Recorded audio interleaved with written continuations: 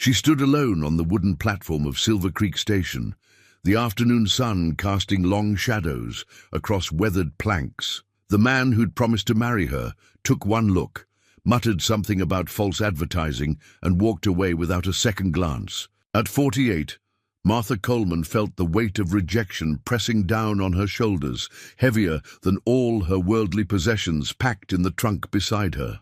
But someone else was watching too. From the shadowed corner of the station, Thomas Reed, a widowed rancher of 55, saw what the others missed: the quiet dignity in her bearing, the gentle strength in her demeanor, the hope still flickering in her eyes despite the cruel dismissal. Could a chance encounter at a dusty frontier station rewrite the ending of two lonely hearts? Before we jump back in, tell us where you're tuning in from. And if this story touches you, make sure you're subscribed, because tomorrow I've saved something extra special for you. Martha's fingers traced the worn handle of her carpet bag, her knuckles white with tension. The last train whistle echoed across the platform, a mocking reminder that there would be no easy retreat from this humiliation. Around her, the afternoon bustle of Silver Creek Station continued. Ladies in fine dresses averting their eyes, men tipping their hats down as they hurried past, all of them pretending not to notice the woman who'd been left standing alone, the man who was supposed to be. James Miller had already disappeared into the saloon across the street. His parting words still rang in her ears. Mail-order brides are supposed to be young things, not old maids. 20 years ago, those words might have brought tears.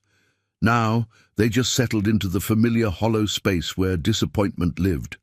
Thomas. Reed shifted his weight against the station's wooden post, his weathered boots scraping against rough planks. He'd come to pick up a package, seed catalogues for spring planting, but found himself unable to walk away. There was something in the way she held herself, straight-backed despite the whispers, chin lifted ever so slightly. It reminded him of Margaret in those final days, that same quiet strength that refused to bend. "Ma'am," he heard himself say, pushing away from his post. "Looks like you might need some assistance." The words came out before he'd fully formed the thought, surprising him as much as her. She turned, and Thomas saw what Miller had been too blind to notice. Intelligence in those brown eyes, character etched in the gentle lines of her face. Yes, she was older than the typical mail-order bride, but there was a beauty in her composure that outshone any young girl's fleeting charms. "I appreciate the offer, sir, but I wouldn't want to trouble you." Her voice carried a hint of the East, cultured but not pretentious. "I'm sure I can arrange something suitable." "No trouble at all." Thomas gestured to her trunk. "I've got my wagon outside, and Silver Creek's hotel is on my way back to the ranch." He touched the brim of his hat. "Thomas Reed, ma'am. I run the Double R, just outside town." A moment's hesitation crossed her face, the careful calculation of a woman who'd learned to weigh kindness against caution.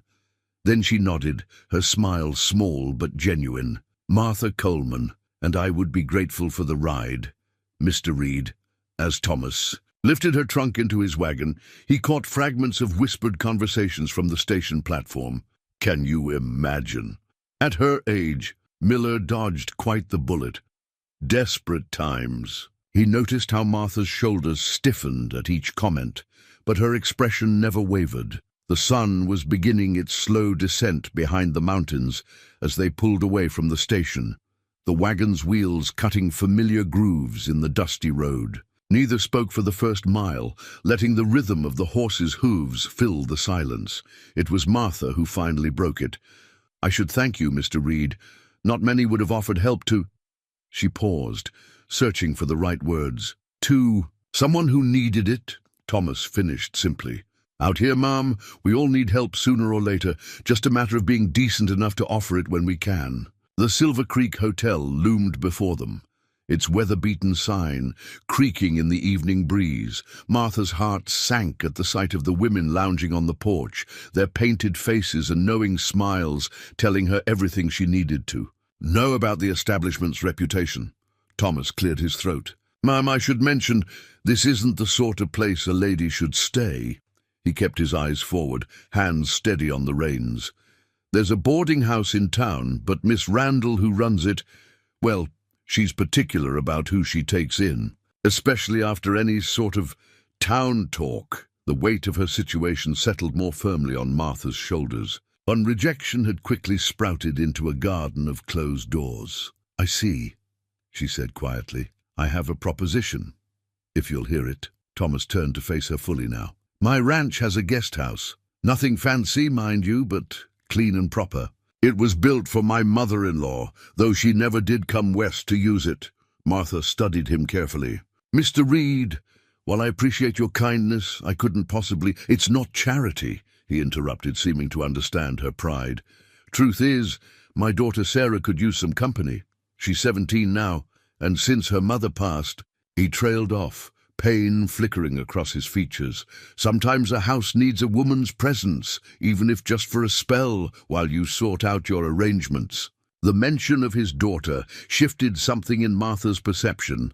This wasn't some improper suggestion, but rather the careful consideration of a father thinking of his child. Still, she hesitated. "Your daughter might not welcome a stranger in her home."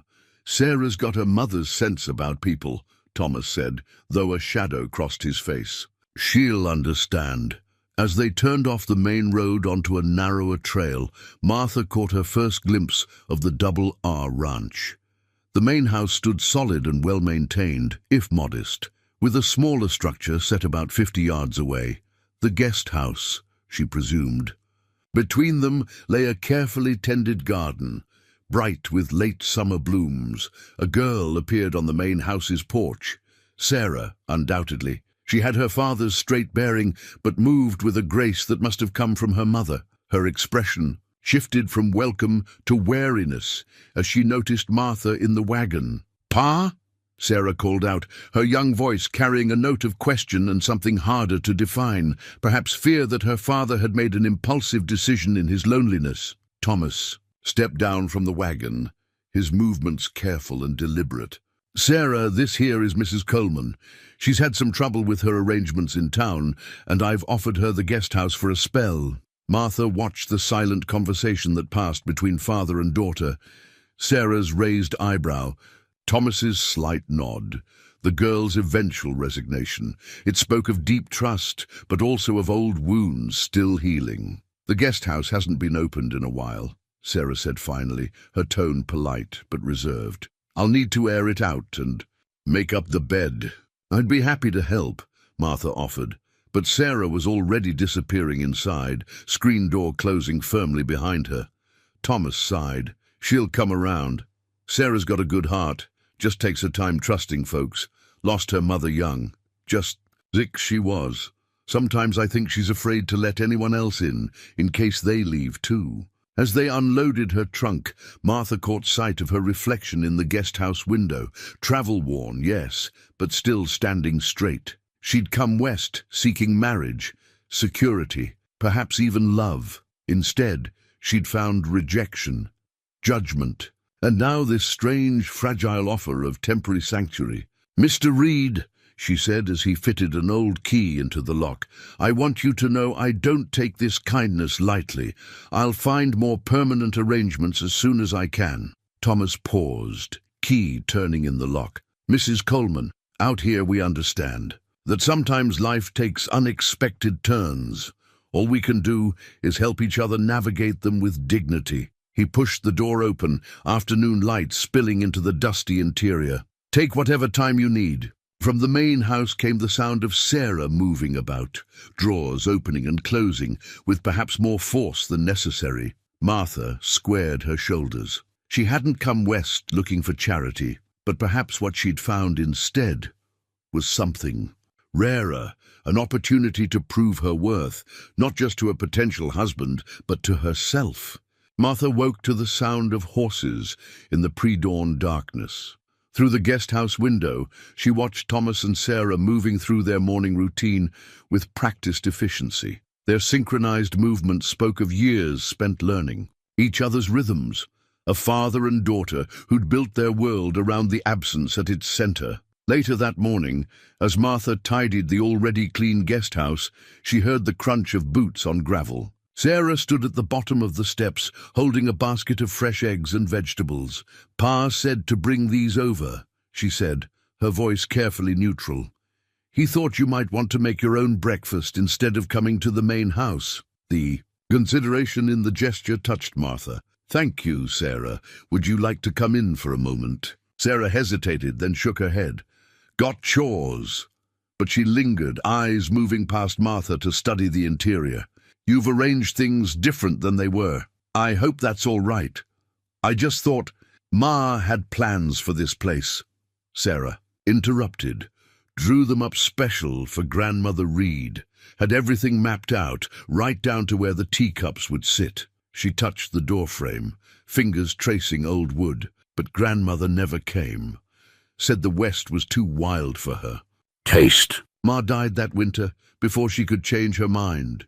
The words hung between them, heavy with unspoken meaning. Martha understood then this wasn't just any guest house, it was a museum of lost possibilities. "Your mother sounds like she was very particular about making a proper home," Martha said gently. She was proper about everything. Pride and loss mingled in Sarah's voice. "Pa says I'm just like her that way." With that, she turned and hurried back toward the main house, leaving Martha with a basket of fresh food and a deeper understanding of the ground she walked upon. Later that afternoon, Martha spotted Thomas in his study through the main house window, bent over what appeared to be account books. His furrowed brow and the way he kept running his hand through his graying hair suggested the numbers weren't adding up as he'd hoped. She was about to turn away when something caught her eye. A flash of gold on his desk, a wedding band, carefully placed beside a framed photograph. Even from this distance, Martha could make out the image of a beautiful young woman holding a small child, their smiles frozen in time. "You shouldn't stare." Sarah's voice made Martha jump. The girl had approached silently, arms full of fresh laundry. "He always gets like this when the banker's due to visit, and he always takes out Ma's things when he's worried." "I didn't mean to pry," Martha said quickly. Sarah's expression softened slightly. "Pa's too proud to admit it, but the ranch isn't doing as well as it should. Ma used to handle the books. She went to school back east, knew all about numbers and such." There was a challenge in her voice, as if daring Martha to comment on a woman's education. "A valuable skill," Martha said carefully, thinking of her own experience managing accounts, though now wasn't the time to mention it. "Your father seems like a capable man." "Capable at ranching," Sarah corrected. "Ma always said there's more to running a business than just doing the work, but Pa—" She trailed off, loyalty warring with frustration. Just then, Thomas emerged from his study, tucking something into his vest pocket. The wedding band, Martha realized. He spotted them and nodded, his smile not quite reaching his eyes. "Mrs. Coleman." "Sarah, I trust everything's satisfactory with the guest house." "More than satisfactory, Mr. Reed. I was just telling Sarah how grateful I am for your hospitality." "Yes, well," he cleared his throat, "we'll be heading into town tomorrow, if you'd like to join us. Might help you explore other opportunities." The offer was kind, but Martha heard the underlying message. This arrangement was temporary. She was a guest, nothing more. Yet something in Sarah's earlier words nagged at her, about the books, about business being more than just the work. That evening, as Martha prepared a simple supper in the guest house, she watched father and daughter cross the yard to the barn for evening chores. Thomas's shoulders carried the weight of more than just physical labor, and Sarah walked beside him like a shadow, trying to fill a space too large for her young frame. Martha touched her own bare ring finger, remembering different losses, different dreams. She'd come west seeking a fresh start, but perhaps what she'd found was something more complicated. A family haunted by the ghost of perfectionism, struggling to move forward while honoring the past. The trip into Silver Creek proved more illuminating than Martha had expected. While Thomas handled ranch business, she noticed how storekeepers greeted him, respect tinged with concern, the kind reserved for a good man facing hard times. More, Telling were the whispered conversations that stopped when he approached, and the way Vernon Hayes, the town's wealthy rancher, watched Thomas from the bank's doorway with calculating eyes. "Feed prices are up again," Thomas announced as they loaded supplies into the wagon. His voice was casual, but Martha caught the tension beneath it. "Might have to sell off some stock before winter." "Sell now, and you'll get half what they're worth," Martha found herself saying. At Thomas's surprised look, she added, "I couldn't help but notice the market reports posted outside the general store." Sarah, who'd been quietly arranging packages, looked up sharply. "She's right, Pa. Mr. Hayes's men were talking about it at church last Sunday. They're waiting for small ranchers to panic sell." Thomas's jaw tightened. Sometimes a hard decision now prevents worse ones later. Unless, Martha ventured carefully, there might be other solutions. When neither Thomas nor Sarah immediately dismissed her, she continued, "I noticed the livery stable's ledger open on the counter. They're paying premium for hay from Wyoming when the Abbott farm just outside town has fields full. Abbott and his wife don't speak to neighbors, let alone sell to them," Thomas said. But Mrs. Abbott was admiring Sarah's handiwork in the mercantile, that embroidery on her shawl. Martha nodded toward the girl. Sometimes the best business deals start with a simple conversation. Later that afternoon, after Sarah's careful words to Mrs. Abbott had indeed led to a favorable deal on hay, Thomas found Martha on the guest house porch. "You have a good eye for business, Mrs. Coleman. I helped my father with his shipping company back east," she admitted, "before he lost everything in the panic of '93. After that, I learned even more about the importance of watching the numbers." Thomas seemed to wrestle with himself before speaking again. Might you be willing to look at some figures for me, just to offer an outside perspective?" Martha recognized what it cost him to ask. "Of course, Mr. Reed." The ranch's books, spread across Thomas's study desk that evening, told a story of honest work and mounting pressure. Martha saw how Thomas had mortgaged part of the land to keep the rest running, how rising costs ate away at narrow margins. But she also saw opportunity. Better contracts waiting to be negotiated, inefficiencies that could be trimmed. "Your wife kept beautiful records," Martha said softly, noting Margaret's elegant handwriting in the older ledgers. "She did everything beautifully." Thomas's voice roughened. "I've tried to maintain her systems, but—" "Pa!" Sarah called from the doorway. "Mr. Hayes is riding up." Vernon Hayes filled the study doorway moments later, his expensive suit out of place among the ranch's practical furnishings. "Reed," he nodded, then turned calculating eyes on Martha. "And who might this be?" "Mrs. Coleman is our guest," Thomas said simply. "Ah, yes, I heard about your arrival." Hayes's smile didn't reach his eyes. "I trust you're finding our little community welcoming?" "Very," Martha replied evenly, recognizing the kind of man Hayes was, the sort who mistook others' dignity for weakness. "Well then, Reed, about that offer we discussed," Hayes began, but Thomas cut him off. "Nothing's changed, Hayes. The double R isn't for sale. Everything's for sale at the right price, especially when the bank's getting anxious." Hayes's gaze drifted to the open ledgers. "Shame to see a good ranch run into the ground by inadequate management." Martha watched Thomas's hands clench, saw Sarah's face pale. Before she could stop herself, she said, "Curious definition of inadequate, Mr. Hayes, when the Double R's cattle bring higher prices at market than any other ranch in the territory." Hayes's head snapped toward her. "You seem well informed. For a guest." "I make it my business to be informed, Mr. Hayes, just as I'm sure you made it your business to learn that the railroad's planning a new spur line through Silver Creek before you started buying up distressed properties." The silence that followed was absolute. Hayes recovered quickly, but not before Martha saw the flash of surprise in his eyes. "Good evening, Reed. Mrs. Coleman." He tipped his hat, but his smile had gained a predatory edge. "I'm sure we'll speak again soon." After he'd gone, Thomas turned to Martha. "The railroad, the surveyor's equipment I saw behind the freight office, and the way Hayes's men were studying maps in the saloon." Martha shrugged. "Details matter in business, Mr. Reed.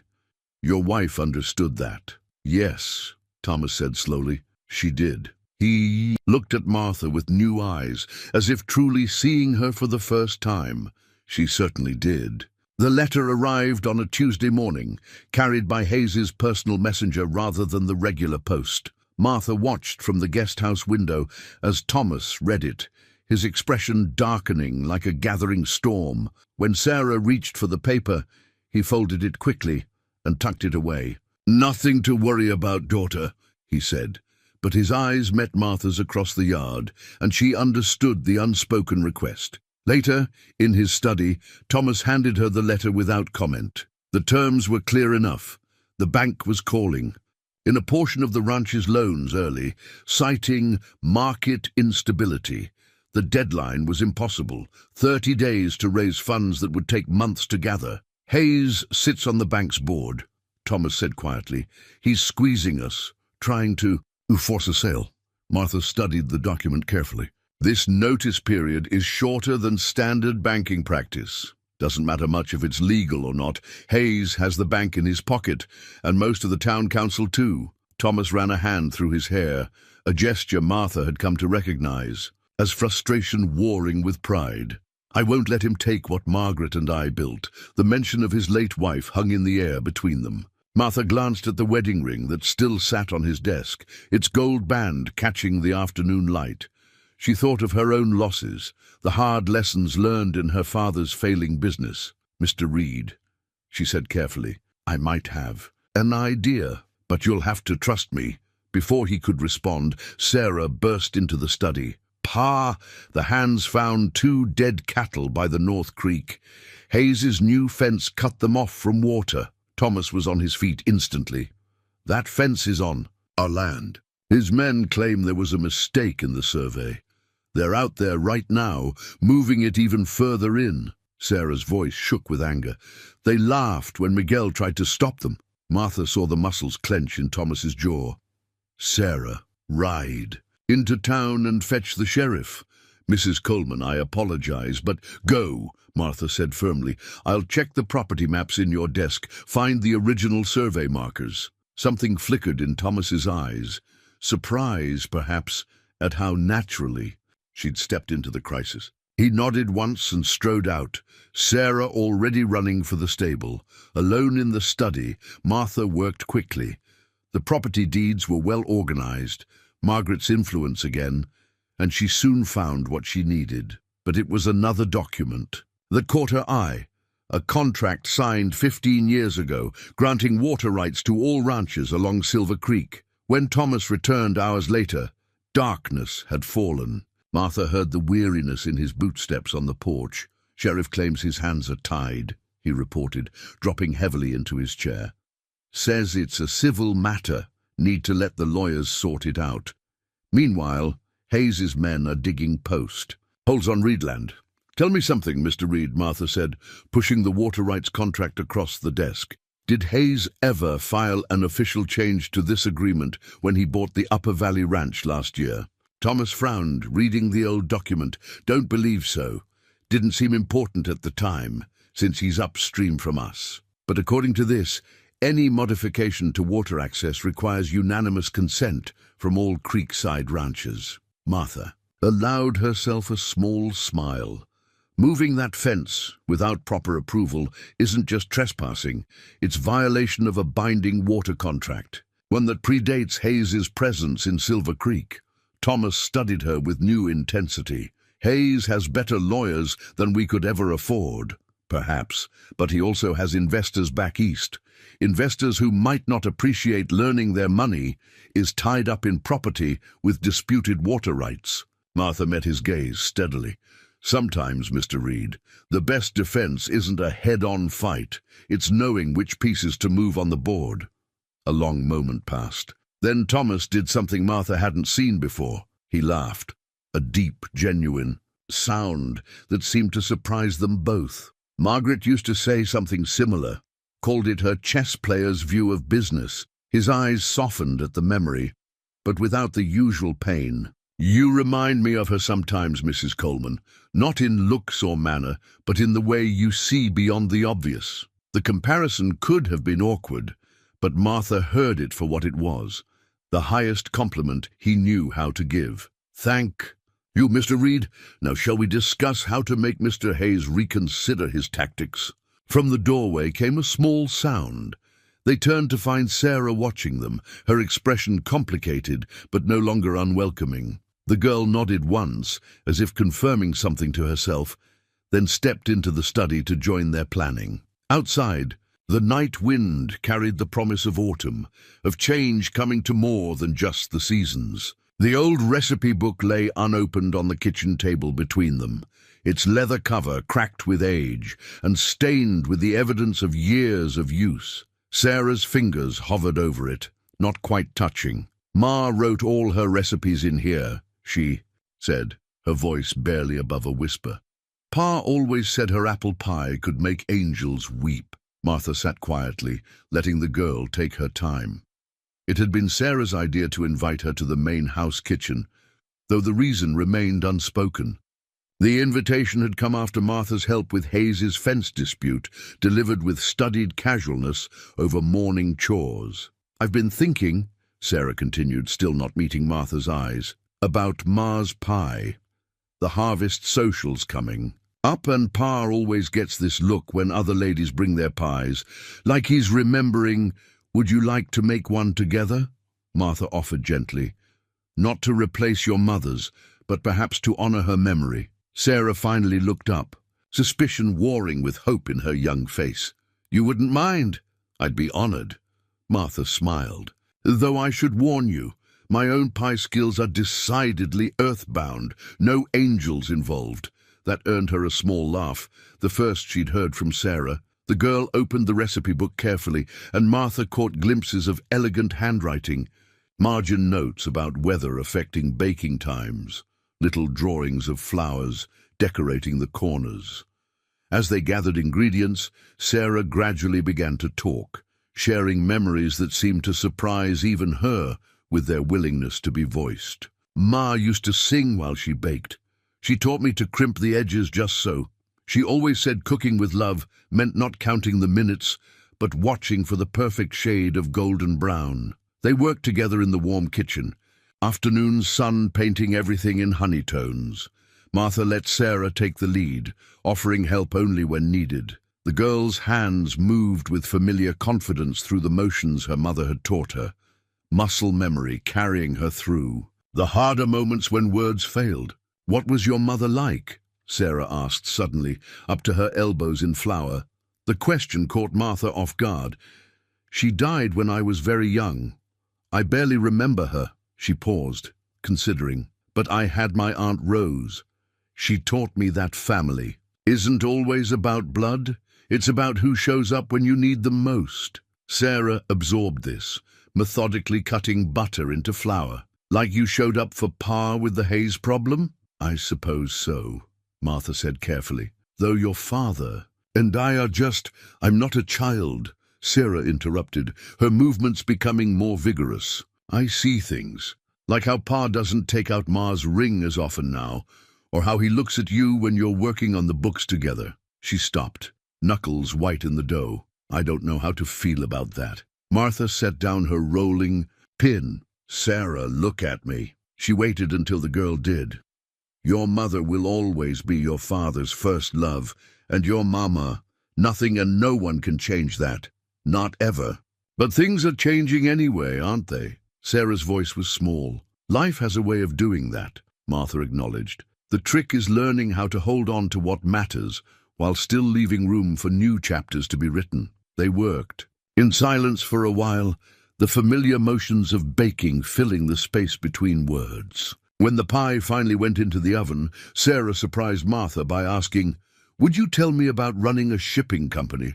Pa says you're teaching him about contracts and such." Martha recognized the olive branch for what it was. As they waited for the pie to bake, she shared stories of her father's business, the lessons learned in both success and failure. Sarah listened intently, asking sharp questions that revealed her mother's quick mind. The smell of baking apples and cinnamon gradually filled the kitchen. Thomas found them there, heads bent together over shipping manifests Martha had drawn to illustrate a point about cargo distribution. "Something smells like heaven," he said from the doorway, his voice rough with memory. Sarah tensed, but then straightened. "It's Ma's recipe," she said proudly. "Martha, Mrs. Coleman, helped me make it. Did you know she once figured out how to ship fresh oysters all the way to Chicago?" Thomas's eyes met Martha's over their daughter's head, and there it was, that unguarded word in Sarah's speech. Not quite acceptance, not yet, but a door cracking open to possibility. "Well now," Thomas said, settling into a kitchen chair. "That sounds like a story worth hearing." Outside, the first leaves were turning. Gold, nature's reminder that even the most steadfast things must sometimes change to remain strong. The storm clouds gathered over Silver Creek with unusual speed for late autumn, darkness rolling down from the mountains like spilled ink. Thomas stood at the weathered fence post, marking the ranch's north boundary, watching the sky with knowing eyes. "This'll be a bad one," he said to Martha, who'd ridden out with him to check on the herd.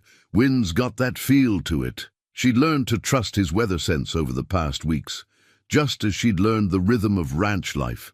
The perfect moment to bring him coffee while he worked on accounts, the way Sarah liked her eggs at breakfast, the thousand small details that had slowly transformed her from guest to something more. "We should warn Sarah," Martha said, already turning her horse.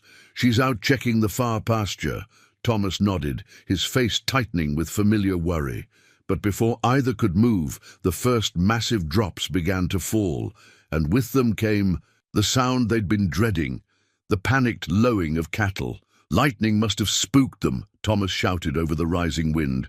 "They'll run straight for Hayes's new fence." They spurred their horses toward the sound, rain now falling in. Sheets! Martha's heart pounded as she followed Thomas's lead, remembering his lessons about cattle in storms. Panicked herds could destroy themselves against barriers, especially in territory they'd known as open range for generations. Through the curtain of rain, Martha caught glimpses of the cattle, dark shapes moving too fast, too chaotic. Thomas split left while she went right, trying to turn the herd before they reached the fence. Her horse responded beautifully to commands she'd practiced countless times, skills Thomas had patiently taught her coming to life when needed most. A flash of lightning illuminated a familiar figure ahead, Sarah already working to cut off the herd's dangerous path. The girl handled her horse with inherited skill, but she was one person against too many terrified animals. "Sarah!" Martha's cry was lost in a crack of thunder. Without thinking, she urged her horse forward, closing the gap. Years of business, negotiations had taught her to act decisively in crisis. Now those instincts turned physical as she maneuvered through the storm. Together, she and Sarah managed to turn part of the herd, but the rest pushed on toward the fence. Thomas appeared out of the darkness, his horse sliding in the mud as he tried to reach the lead cattle. What happened next seemed to unfold in terrible slowness. Lightning struck a tree near the fence line, the cracked split of wood lost in thunder. Sarah's horse reared at the sound and flash, sending her tumbling. Martha saw Thomas's face transform with terror, the same expression he must have worn 11 years ago when another storm took his wife. But Martha was already moving. She reached Sarah first, pulling the girl up behind her on her saddle, while Thomas managed to turn the herd parallel to the fence line. The cattle, finally finding familiar ground, began to calm. "I'm fine," Sarah gasped, clinging to Martha. "Just winded. But my horse—" "Here." Thomas appeared beside them, leading Sarah's horse. The animal looked spooked but unharmed. They made it back to the ranch as the storm began to ease, all three soaked to the bone. In the barn, Sarah suddenly threw her arms around Martha, surprising them both. "Thank you," she whispered. Then, pulling back with embarrassment, "I mean for helping with the cattle." Martha smoothed the girl's wet hair back, a maternal gesture that felt natural despite its newness. "That's what family does," she said softly, then froze, realizing what she'd said. But Sarah didn't pull away. Instead, she looked at her father, who stood watching them with an unreadable expression. "Pa," she said carefully, "maybe it's time we cleared out the storage room. The guest house is awfully far to walk in bad weather. The weight of the suggestion hung in the air. Moving Martha into the main house would mean more than convenience. It would mean accepting her as part of their daily life, their family. Thomas stepped forward, taking both their hands in his work-roughened ones. "Sarah," he said gently, "your mother would want us to be happy." Sarah finished. "I've been thinking about it a lot, Pa. The way she always said love multiplies. It doesn't divide." She squeezed Martha's hand. "Besides, who else would teach me about shipping logistics?" Martha felt tears mixing with rain on her cheeks. Thomas's grip tightened on her fingers, and in his eyes she saw not the ghost of his first love, but the possibility of a second chance for all of them. Outside, the storm was passing, leaving behind the clean scent of rain-washed earth and new beginnings. The newspaper clipping fell from between the pages of Martha's account book as she unpacked her belongings in the main house. Sarah, helping to arrange Martha's things in the newly cleared storage room, picked it up before Martha could reach. "Coleman's shipping empire crumbles," Sarah read aloud, then looked up with widening eyes. "Martha Coleman, daughter of shipping magnate James Coleman, assumes control of remaining assets." She paused. "You ran the whole company." Martha sat heavily on the bed, Margaret's old hope chest now serving as a makeshift seat. "For a time, after Father's death, I tried to save what I could, managed to pay off the workers and small creditors, but," she smiled sadly, "sometimes success means knowing when to let go. Why didn't you tell us?" Sarah's voice held more curiosity than accusation. "About running such a large company. Would it have mattered that first day at the station?" Martha asked gently. "Sometimes people hear failed business and stop listening before they get to honest failure. Pa wouldn't have." Sarah sat beside her, the newspaper clipping careful in her hands. "He always says character shows in how you handle losing, not just winning. Your father is a wise man."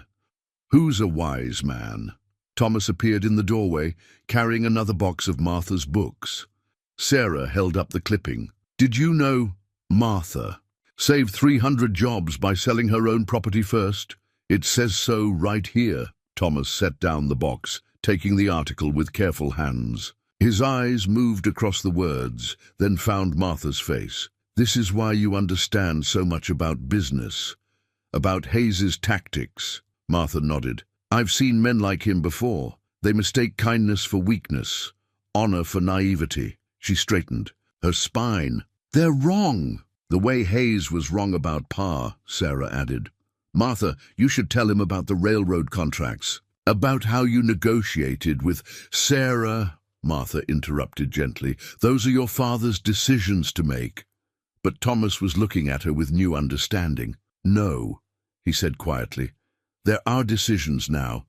If you're staying." The question hung in the air, heavy with meaning. Martha felt Sarah grow still beside her, holding her breath. "I'd like that," Martha said softly. "Very much." Thomas's smile was slow but sure, like sunrise over the mountains. Sarah's hand slipped into Martha's, squeezing tight. "Then we should talk about Hayes," Thomas said, pulling up the room's only chair, "and about how a woman who once managed shipping routes across the country might help a ranch survive a banker's schemes." They spent the evening planning, the three of them. Sarah brought up her mother's old ledgers, and for the first time, Thomas spoke of Margaret without pain, shadowing his words, remembering her business sense, her sharp mind, the way she'd built the ranch's systems that Martha now helped maintain. "You're not so different, you know," Sarah said suddenly. "You and Ma, not in the obvious ways, but in the important ones." She touched the newspaper clipping. "She would have done the same thing, sacrificed everything to save others." Martha felt tears threatening. "Sarah, I don't want to replace—" "You're not," Sarah said firmly. "Pa always said the heart grows bigger to hold more love. Like when I was born. It didn't make him love Ma less, just gave him more love to give." She looked down, suddenly shy. "Maybe it works that way for daughters, too." Thomas cleared his throat, his own eyes suspiciously bright. "Martha, he said, using her given name for the first time. "I know this isn't the life you came west expecting to find." "No," she agreed, thinking of that lonely moment on the station platform that now felt like a lifetime ago. "It's better." Later, as darkness settled over the ranch, Martha stood at her new window, watching Thomas and Sarah walk to the barn for evening chores. Her fingers traced the newspaper clipping, not a reminder of failure now, but proof that endings, sometimes, led to better beginnings. From somewhere in the house, she heard the soft chime of Margaret's old clock marking the hour. The sound wasn't haunting anymore, but comforting, a reminder that time moved forward, carrying all of them into a future. None of them had expected, but all of them somehow had needed to find. The land deed lay between them on Thomas's desk, its edges worn soft with age. Martha traced the careful signature at the bottom, Thomas's father's name, written in fading ink nearly 40 years ago. "Hayes's offer is more than fair," Thomas admitted, his voice heavy. "Enough to clear our debts, buy a smaller spread closer to town." "But it's not about the money," Martha said, understanding in her bones what this land meant to the Reed family. "No." Thomas stood, moving to the window that overlooked fields his father had cleared by hand. "Every fence post, every barn board, they tell a story. My father's story, mine and Margaret's, Sarah's."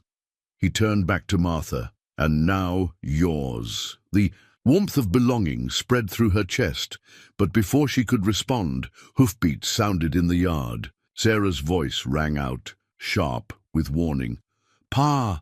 Mr. Hayes is coming, and he's brought his lawyers." Martha stood, smoothing her skirts, a gesture left over from her business days that made Thomas smile despite the tension. "Shall we greet them?" "Together." His hand found hers, rough palm against smooth. "Together." They stepped onto the porch just as Hayes and his party dismounted. Martha counted 4 men besides Hayes, 2 carrying briefcases that marked them as lawyers, 2 others with the hard eyes of hired muscle poorly disguised in Sunday suits. "Reed," Hayes nodded, then let his gaze slide dismissively over Martha. "Mrs. Coleman. Still visiting, I see." "Mrs. Coleman is family," Sarah said firmly, coming to stand beside Martha. The girl's chin lifted in a gesture so like her father's that Martha's heart swelled. How unusual. Hayes's smile didn't reach his eyes. "But then, these are unusual. At times. The bank's board met this morning. I'm afraid they've decided to call in the entire loan." One of the lawyers stepped forward, extending papers. Martha saw Thomas's jaw tighten, but his voice remained steady. "The original terms give us another year. Terms can change, Reed, especially when a property's value is in question." Hayes gestured expansively. "The railroad's coming. Silver. Creeks growing. This land's worth more than a struggling cattle operation. A operation that's shown 15% growth in the last quarter," Martha said quietly. Hayes's head snapped toward her. "I beg your pardon. The Double R's books," Martha continued, meeting his gaze. "They show significant improvement since implementing new contracts with the Abbott farm and restructuring the breeding program. The bank's own assessors confirmed the numbers last week. Numbers can be manipulated," one of the lawyers began, but Martha wasn't finished. "Like the numbers in your railroad deal." She felt Thomas and Sarah go still beside her. "It's interesting. The proposed route through. Reed Land would cut 10 miles off the railroad's journey, save them considerable money. Money they might be willing to share with someone who secured the right of way." Hayes's face darkened. "You're out of your depth, Mrs. Coleman." "No," Martha said softly. "I'm exactly where I belong. You see, Mr. Hayes, before I came west, I handled negotiations for one of the largest shipping companies on the eastern seaboard. I know how railroad companies think. And I know that they prefer dealing with stable, profitable ranches over speculative land grabs. Is that a threat?" Hayes stepped forward, but Thomas moved subtly, placing himself between Hayes and his family. "It's business," Martha replied. "The Double R's improved finances make any attempt to call in our loans look suspicious. especially given your position on the bank's board and your private interests in the railroad deal. The kind of thing that might interest banking regulators," Sarah added innocently. "I heard they're visiting next month for the territorial audit." Hayes studied them, calculation replacing anger in his eyes. Martha recognized the look, a businessman reassessing the odds. Finally, he nodded shortly. "Perhaps we can discuss a different arrangement, one that benefits everyone." He glanced at his lawyers. "More conventional loan terms, maybe even a partnership regarding the railroad right-of-way. We're willing to negotiate," Thomas said, "as equals." After Hayes and his men rode away, Sarah hugged Martha fiercely. "That was better than any dime novel." Thomas's arm slipped around Martha's waist, and she leaned into his strength. "Where did you learn about the banking regulators?" he asked. "Their daughter." Sarah grinned. "Remember those letters Martha's been helping me write? My pen pal's father works for the Territorial Banking Commission. She mentioned the audit schedule." Martha laughed. "Margaret taught you well about the value of information," she said without thinking, then caught herself. But Sarah just smiled. "She did," the girl agreed. "And now I have 2 mothers' worth of lessons to learn from." Thomas pressed a kiss to Martha's temple, right there on the porch in broad daylight. "Speaking of lessons," he said, "I believe I have one more document that needs attention." He drew an envelope from his pocket. "The marriage license application, if you're ready." Martha looked at the home she'd found, not just the ranch, but the family who'd claimed her. "More than ready," she said, and followed them inside, leaving Hayes's dust to settle in the yard behind them. The family Bible rested open on the kitchen table. Its pages turned to the record section, where generations of Reeds had documented their lives. Thomas stood looking down at it, one finger tracing the elegant script where Margaret had recorded. "Sarah's birth. She had such beautiful handwriting," he said softly. "Always said a person's signature was their promise to the world." Martha looked up from the contract drafts she was reviewing. The new agreement with Hayes that would secure the ranch's future. "Is that why you're hesitating to sign?" Thomas turned, surprised by her insight. "Am I that transparent?" "Only to those who love you." The words came naturally now. Their truth settled deep in her heart. Sarah appeared in the doorway, a smudge of dirt on her cheek from morning chores. "Pa's not used to winning without throwing a punch," she said with familiar directness. "Makes him itchy." "Sarah," Thomas warned, but there was a smile in his voice. "Well, it's true." The girl dropped into a chair beside Martha.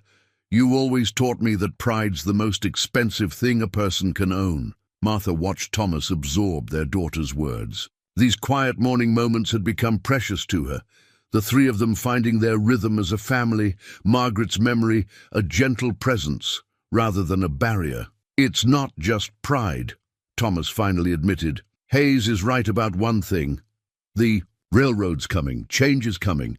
Part of me wants to face it the way my father would have, self-reliant, independent. And the other part," Martha prompted gently, "knows that's not the world Sarah's inheriting." He sat heavily at the table. "The West is changing. Maybe it's time the double R changed too." "But not alone," Sarah said firmly. "That's what Martha's been teaching us, isn't it? About partnerships and, what did you call it? Diversification," Martha supplied.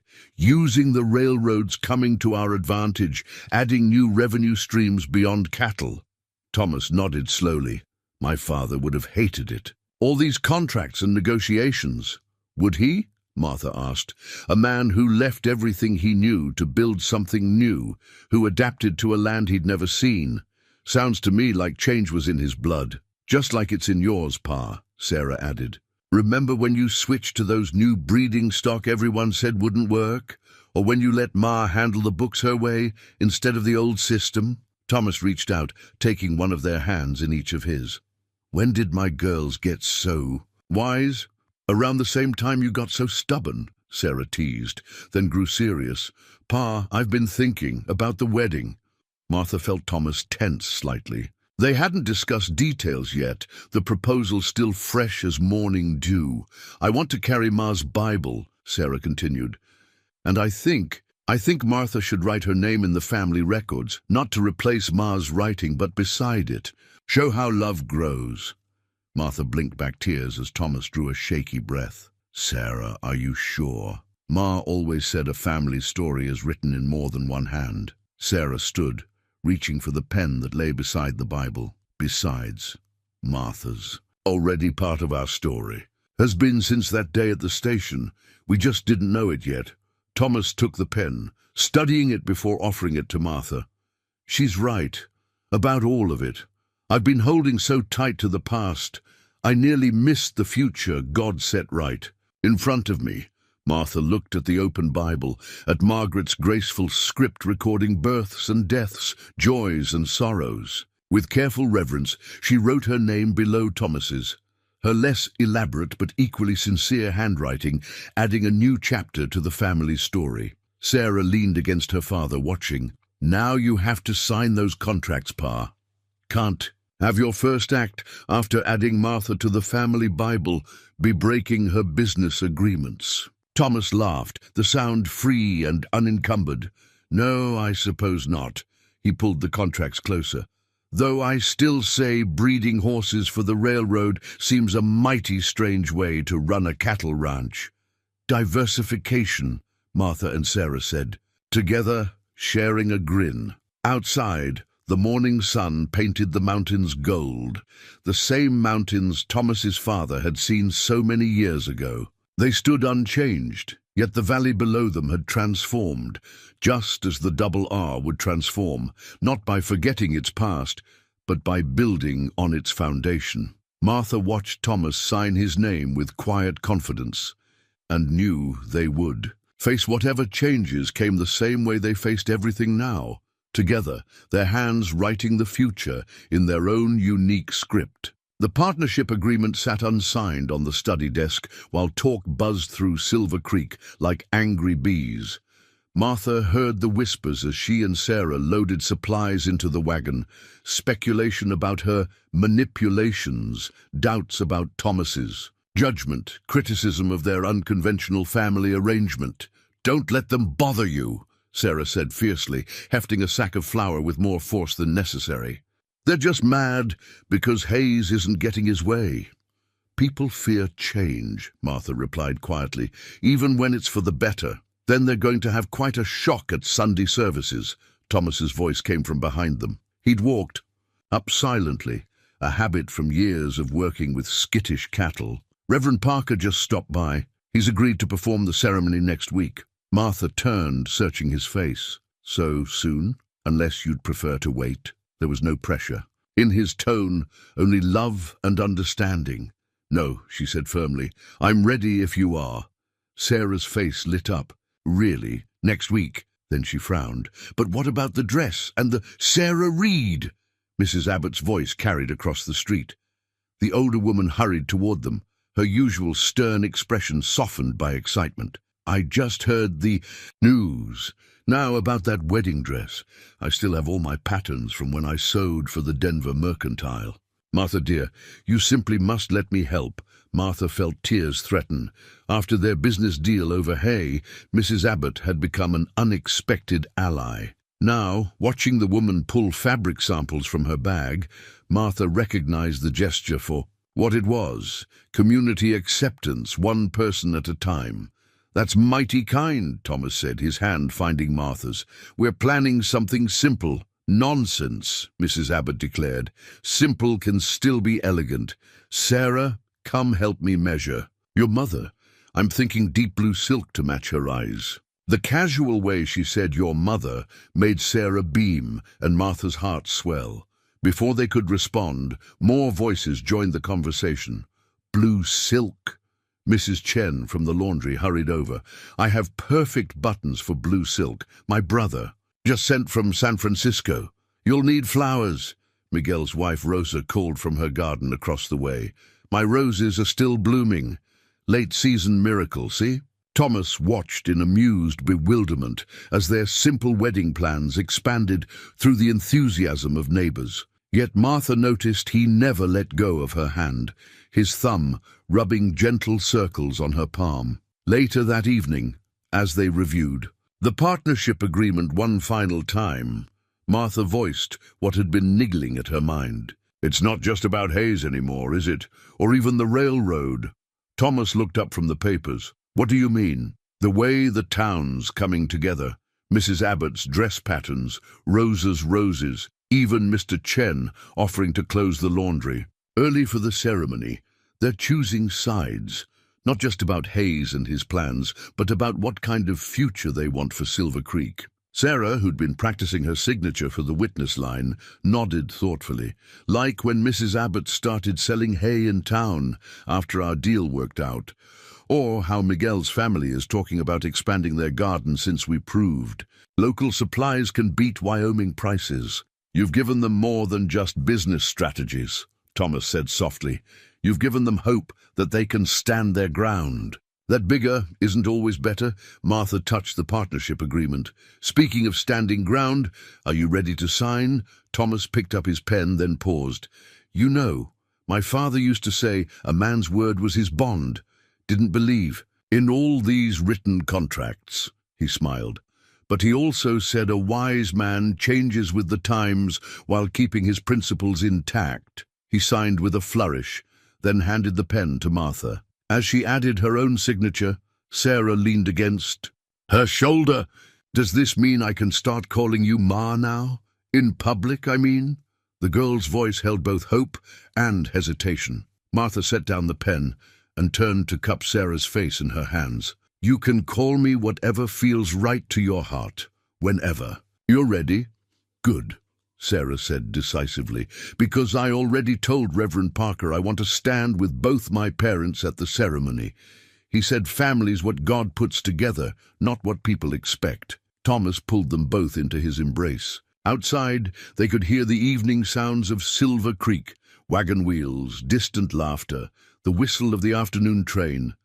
The town was changing just as they were, finding its balance between tradition and progress. "Well then," Thomas said, "let's give them something worth standing up for." The bank notice arrived 3 days before the wedding, its official letterhead bearing the territorial seal. Martha felt its weight in her apron pocket as she worked beside Sarah in the garden, the two of them gathering Rosa's roses for the ceremony. "Something's wrong," Sarah said, proving once again how attuned she'd become to Martha's moods.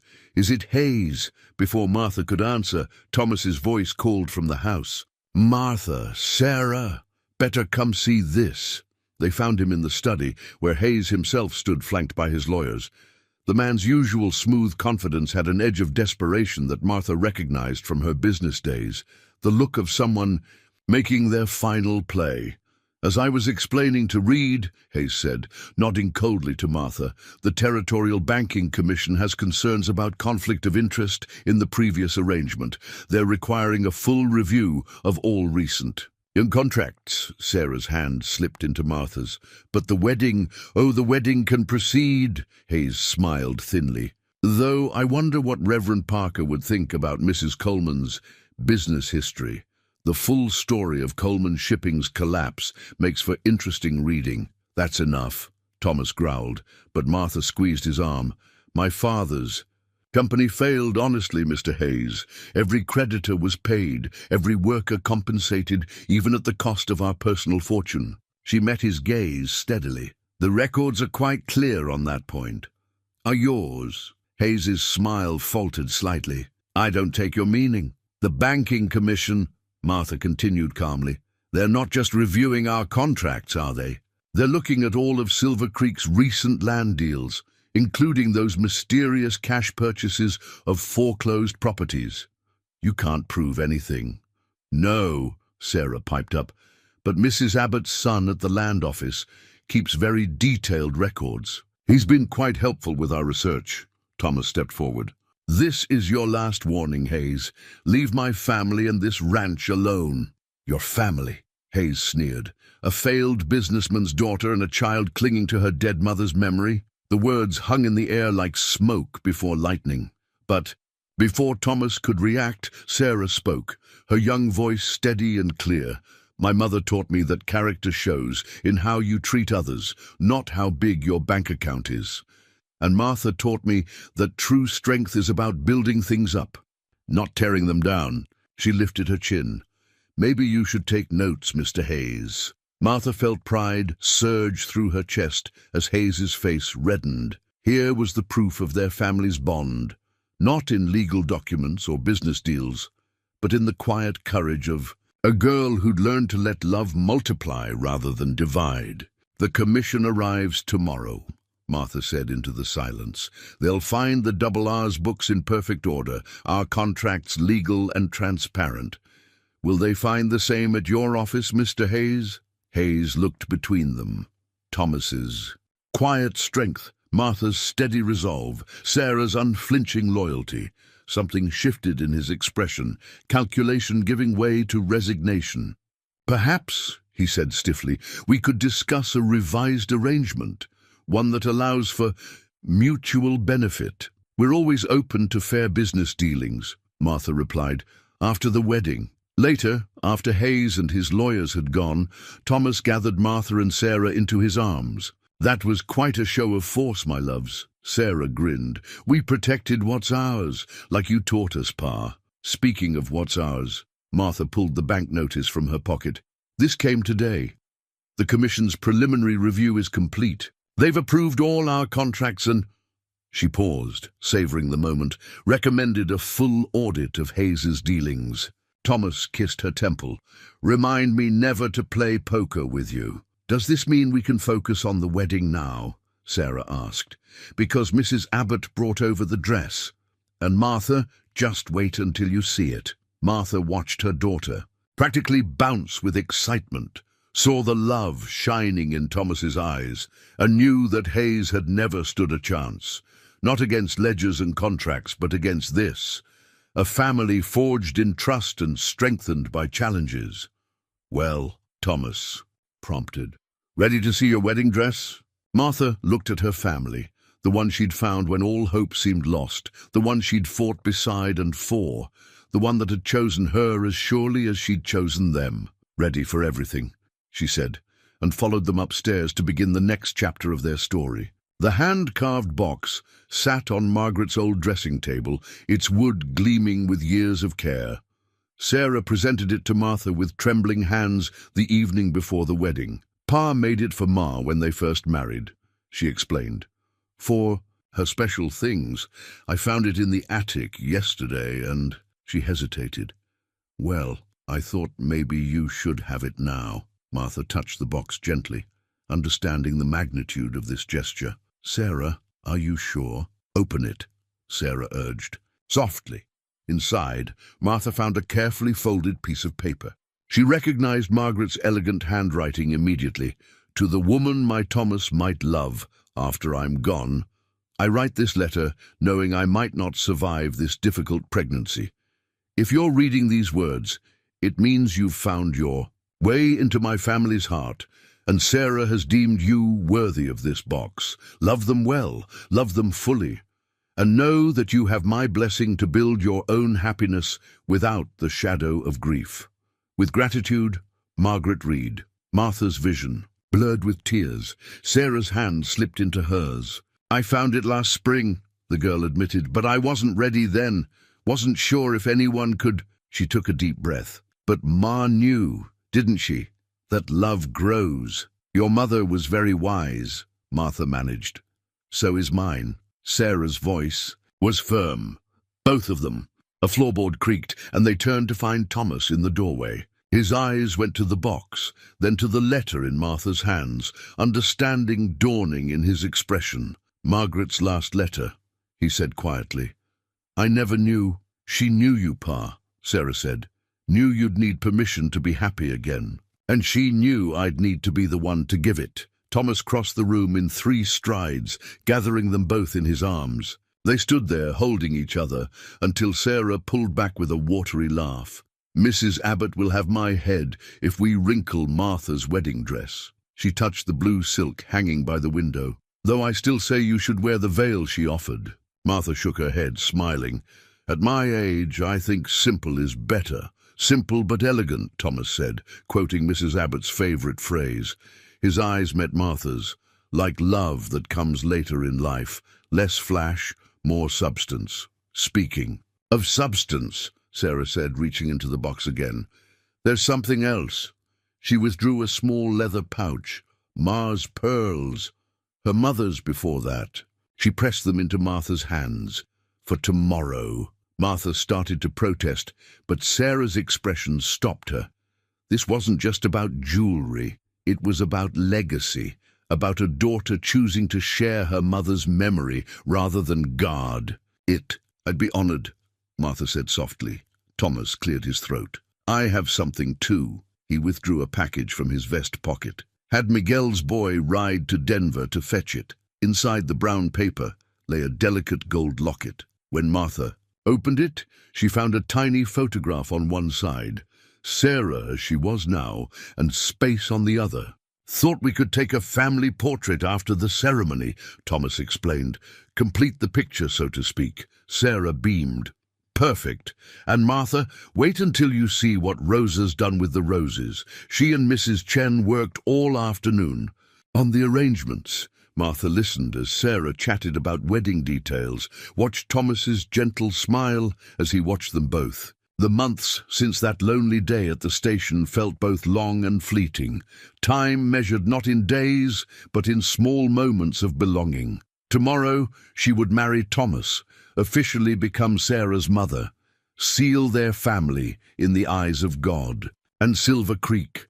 But here, in this room with Margaret's box and blessing, Martha realized the true ceremony had already taken place in their hearts. I should go check on the roses, Sarah said finally.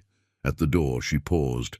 Martha, thank you for seeing us, really seeing us, that day at the station. After she'd gone, Thomas took Martha's hands in his. Ready for tomorrow? Martha touched the pearls, the locket, the letter that had waited years to give its blessing. I've been ready since the moment you offered me a ride from that platform. God works in mysterious ways, Thomas said softly. Yes, Martha agreed, thinking of all.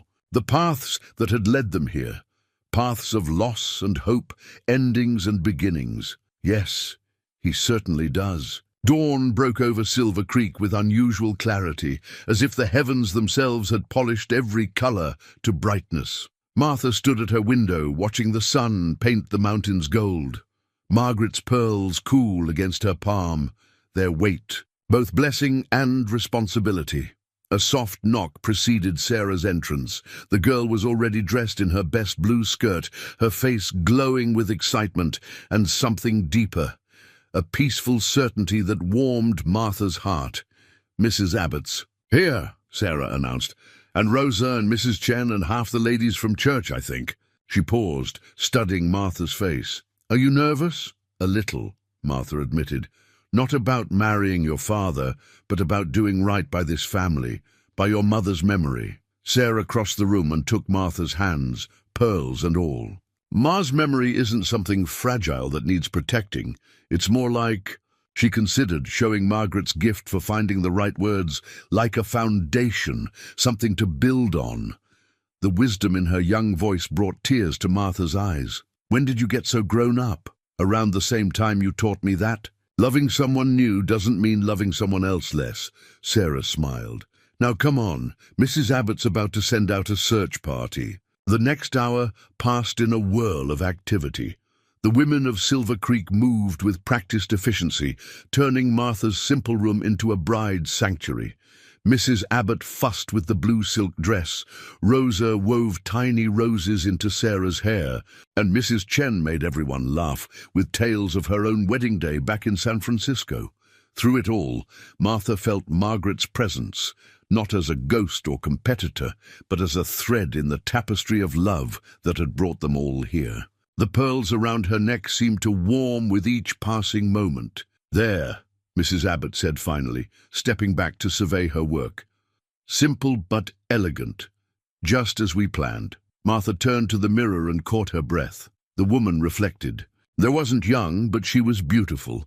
Beautiful with life lived, lessons learned and love found in unexpected places. The blue silk complemented her eyes, just as Mrs. Abbott had promised, and Margaret's pearls gleamed softly at her throat. Pa's going to forget how to breathe, Sarah declared proudly. A knock at the door revealed Reverend Parker. Ladies, he smiled. The groom is getting rather anxious out there, and young Miguel says the roses won't last much longer in this heat. Mrs. Abbott shooed everyone out to make final preparations, leaving Martha alone with Sarah for a moment. Before we go down, Martha said softly, I want you to know something. Your father isn't the only one I'm committed to today. You and we're making our own promises too. Sarah's eyes welled up. I know, and I promise too. To be your daughter, not just in name but in heart. She touched the locket she wore. A mate to the one Thomas had given Martha. Family's what we choose, right? Right. Martha hugged her close, careful not to wrinkle either of their dresses. Ready? Sarah nodded, then reached into her pocket. One more thing. Pa asked me to give you this before the ceremony. She handed Martha a folded note. Martha recognized Thomas's strong, plain handwriting. My dearest Martha, when Margaret died, I thought my heart had learned all it could about love, but you showed me that the heart never stops learning, never stops growing. You came to us as a stranger and became our miracle. Not by replacing what was lost, but by helping us build something new from the foundation of our grief. Today I marry you not just as my wife, but as the mother of my child, the partner in my dreams, and the proof that God's greatest gifts often come disguised as life's deepest challenges. I love you, my second chance, Thomas. Martha carefully folded the note, tucking it into her dress close to her heart. When she looked up, Sarah was watching her with knowing eyes. He spent all week working on that, the girl said. Made Miguel ride to 3 different towns looking for the right paper. A bell tolled softly, the church signal that it was time. Martha took one last look in the mirror, seeing not just herself, but the reflection of all that had brought her here. A rejected bride at a dusty station, a widower's quiet kindness, a daughter's growing trust, and love that had bloomed in life's autumn rather than its spring. Well, she said, taking Sarah's hand, shall we go show Silver Creek what a real family looks like? Sarah squeezed her fingers. We already have, Ma. We already have. The small church had never looked more beautiful.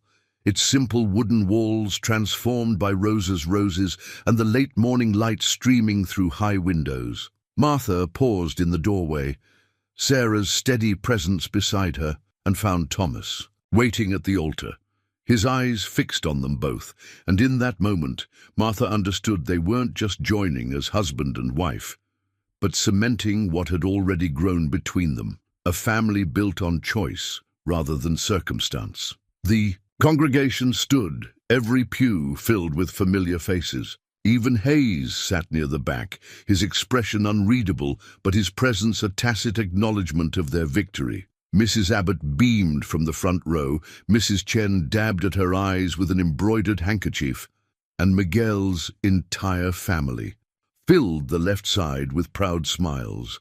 But it was Thomas's face that held Martha's attention as she and Sarah walked down the aisle together. He looked at them the way a man might look at a sunrise after the longest night, with wonder and gratitude and unshakable faith in new beginnings. Reverend Parker cleared his throat gently when they reached the altar. Who gives this woman to? Be married?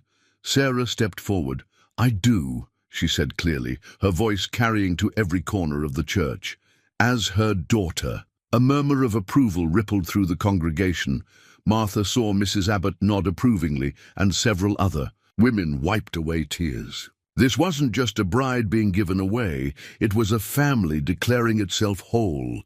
Dearly beloved, Reverend Parker began, but then he departed from the traditional service. We gather today not just to unite 2 people in marriage, but to celebrate how love transforms and grows. Thomas and Martha have shown us that God's plans often surprise us, that family is more than blood, and that it's never too late for joy to bloom. Thomas took Martha's hands in his, and she felt the familiar strength in his gentle grip. They had chosen to write their own vows, another departure from tradition that felt right for their unique journey. Martha, Thomas's voice was steady but full of emotion. You came to our town as a stranger and became our miracle.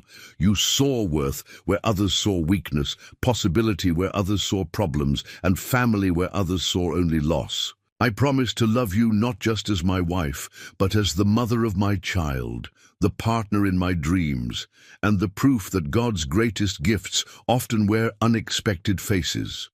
Martha's voice trembled slightly as she began her own vows. Thomas, you offered kindness when I needed it most, strength when I felt weakest, and love when I'd stopped believing in second chances. You and Sarah taught me that family isn't just born. It's built day by day, choice by choice. I promise to honor the past we both carry while building the future we choose together. Sarah stepped forward then, another departure from tradition that Reverend Parker had readily blessed. I promise too, she said, her young voice clear and strong, to be daughter to you both, to carry my mother's memories with pride, and to help write our family's new chapters with love. There wasn't a dry eye in the church as Reverend Parker continued the service. When he pronounced them husband and wife, the congregation's response was immediate and joyful. But it was Sarah's beaming face that Martha saw first as Thomas kissed her, their daughter's happiness reflecting their own. The celebration spilled out onto the church steps, where Rosa and Mrs. Chen had arranged a feast that combined the best of Silver Creek's diverse community. Children played between the adults' legs. Miguel's wife started a song in Spanish that others quickly joined, and Mrs. Abbott presided over the food with proud satisfaction. "Look," Sarah whispered, pointing to where Hayes stood talking with Thomas. The two men shook hands, a gesture of peace, if not friendship, before Hayes tipped his hat to Martha and took his leave. "Some battles end better without victory or defeat," Martha said softly.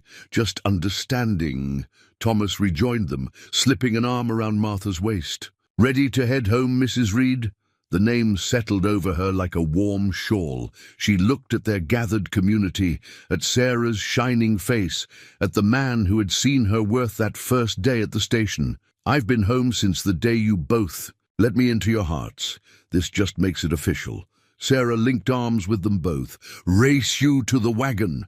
Mrs. Abbott said she packed us a special supper and I'm starving."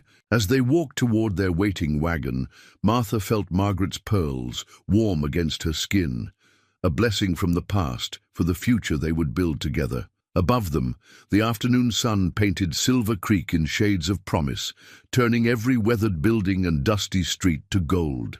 The rocking chair creaked gently on the front porch as Martha reviewed the ranch's latest contracts. 6 months had passed since the wedding, and winter was finally releasing its grip on Silver Creek. In the yard, Thomas and Sarah worked with a spirited young horse, part of their new breeding program for the railroad's expanding needs. "Keep your hands soft," Thomas called to Sarah.